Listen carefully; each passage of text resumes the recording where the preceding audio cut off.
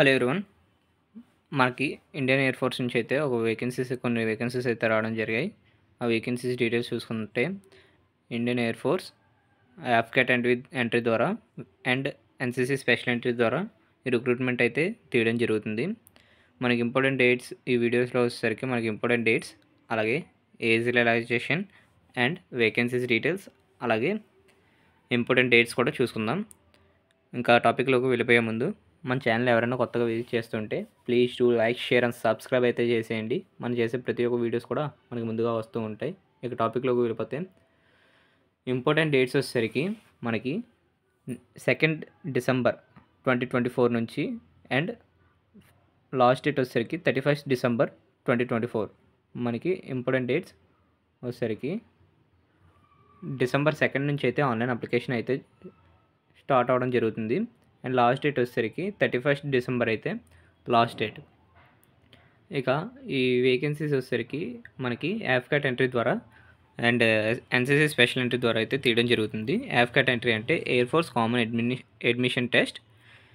ఇంకా commitment of course వచ్చేసరికి మనకి 1 జనవరి 2026 అయితే ఉంటుంది. మనకి ట్రైనింగ్ వచ్చేసరికి 2026 జనవరిలో అయితే ఫస్ట్ వీక్లో అయితే ఉంటుంది ట్రైనింగ్.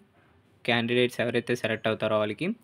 ఇక బ్రీఫ్ నోటిఫికేషన్లోకి వెళ్ళిపోతే online applications are invited for the course commitment of in January 2026 for granted of short service commission SSC in flying branch and ground duty technical and non technical branches.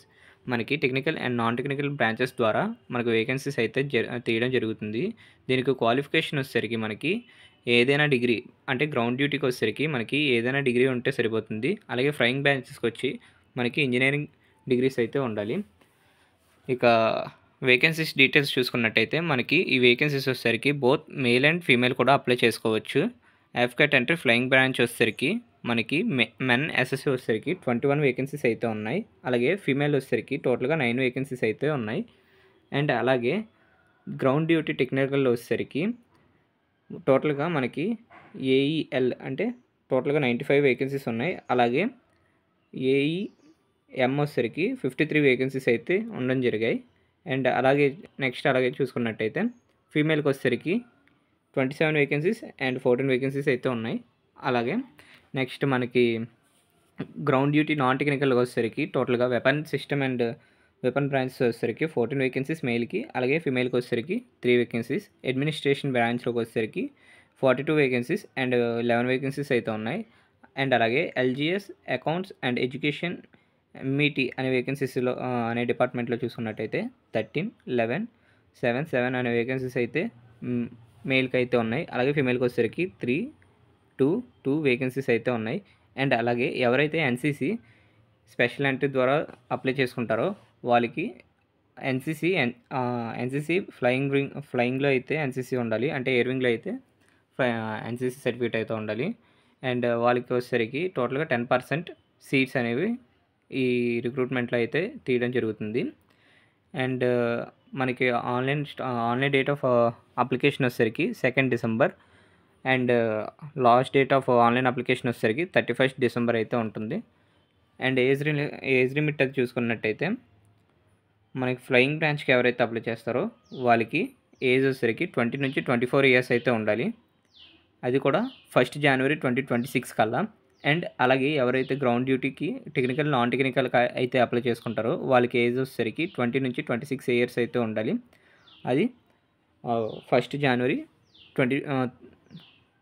2026 కల్లా. అది date of birth చూసుకున్నట్టయితే మనకి 2 జనవరి 2000 నుంచి 1 జనవరి 2006, అంటే ఎవరైతే ఆ dates మధ్యలో పుట్టుంటారో వాళ్ళైతే అప్లై చేసుకోవడం అయితే ఎలిజిబుల్. అలాగే ఆ బోత్ డేట్స్ కూడా అప్లై చేసుకోవచ్చు.